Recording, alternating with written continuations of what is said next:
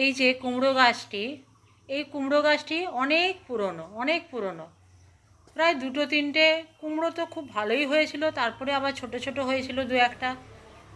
তো এটি বর্ষার জল পেয়ে, আমি গত ভিডিওতে দেখিয়েছি বর্ষার জল পেয়ে কীভাবে ডালপালা বেরিয়েছে, আবার নতুন জালিও আসছে। এই যে ফুল ফুটেছে, ফুলে কিছুক্ষণ থেকে গেলে কি হয়, পিঁপড়ে ধরে যায়। আজ আমি এটির পরাগায়ন করব। এটি কিন্তু পুরুষ ফুল, আর এই যে স্ত্রী ফুলটি আমি এটির সাথে পরাগায়ন করে দিলাম। আবার এই দিকেও একটি ফুল ফুটেছে, তো এটিও আমি করে দিচ্ছি।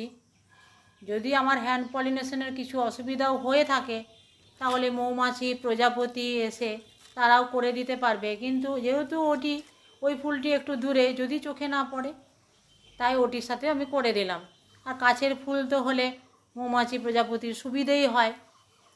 আর এইসব বাগান, সবজির বাগান আমি কেমনভাবে করি আপনারা তো জানেন, আর সেই জন্যই তো বেশি পছন্দ করেন আমার বাগান এবং আমার চ্যানেল।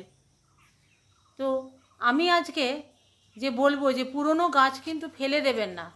একটি গাছ হয় অনেক কষ্ট করে, অনেক কষ্টে সেটি বড় হয়। যদি দেখেন যে গাছটিতে ডালপালা ভালো বেরোচ্ছে না, আর হওয়ার কোনো চান্স নেই, তাহলে ফেলে দেবেন। কিন্তু ওই যে দেখুন গোড়াটি দেখাচ্ছি কত মোটা, আর বৃষ্টির জল পেয়ে এই গাছটি একটু ডালপালা ভালো মতো বেরোচ্ছে।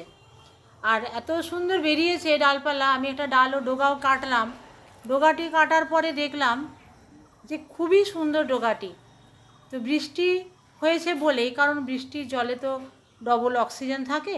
এমনিতে তো জল H2O আমরা জানি, অনেকে জানি বা অনেকে জানিও না। তো গাছ করতে গেলে অত যে জানার দরকার হয়, সংকেতটা জানার দরকার নেই, কিন্তু যাই হোক ডবল অক্সিজেন পায়, এটা আমরা প্রত্যেকেই জেনে রাখা দরকার বৃষ্টির জল। আর সেই জন্য বৃষ্টির জল ধরেও রাখি। আর এই যে দেখছেন কি সুন্দর ফুল হচ্ছে, একবারও কি মনে হচ্ছে এই গাছটি পুরনো? তো এইভাবে আমি পরাগায়নও করে দেব, এবং দেখবেন ওই কুমড়োটিও ধরে গেছে। তো যদি এইরকম টিপস আপনারা পেতে চান তাহলে কিন্তু চ্যানেলটি আপনাদেরকে ফলো করতেই হবে, সাবস্ক্রাইব করতে হবে, আর কমেন্টে কিন্তু জানাবেন অবশ্যই। কমেন্টে জানালে কি হয়, আমি আরও বেশি উৎসাহ পাই আপনাদেরকে গাছগুলো দেখানোর। সবার অভিজ্ঞতা সমান নয়, গাছ করতে করতে অভিজ্ঞতা হয়, আবার অনেকে অনেক কিছু জানেন। তো সেই অভিজ্ঞতা দিয়ে যারা কিছু বলেন সেটাই হচ্ছে শিরোধার্য, সেটাই বেশি